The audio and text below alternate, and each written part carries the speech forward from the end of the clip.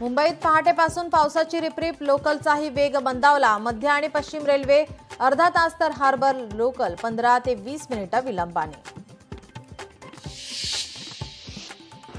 कोल्हापूरमध्ये मुसळधार पावसामुळे घराची भिंत कोसळून 3 जण जखमी। मौजे मल्हारपेठमध्ये घडली घटना। कोल्हापूरच्या पंचगंगा नदीने इशारा पातळी ओलांडली। पंचगंगेची पातळी 39 फुटांवर। बेस्ट पतपेढी निवडणुकीत शशांकराव यांचा पॅनल विजयी।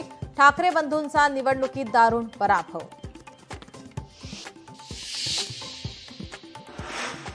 मुंबईतील चेंबूर ते भक्ती पार्क दरम्यान मोनोरेल पडली बंद। संध्याकाळी 6:15 दरम्यान मोनोरेल ठप्प। तब्बल 2.5 तासांनंतर रेस्क्यू ऑपरेशन पूर्ण। सर्व प्रवाशांना सुखरूप बाहेर काढलं। पावसामुळे राज्यातील 12 ते 14 लाख एकरवरील पिकांचं नुकसान। नुकसानीचे पंचनामे करण्याचे जिल्हाधिकाऱ्यांना आदेश। मुख्यमंत्री देवेंद्र फडणवीसांची माहिती।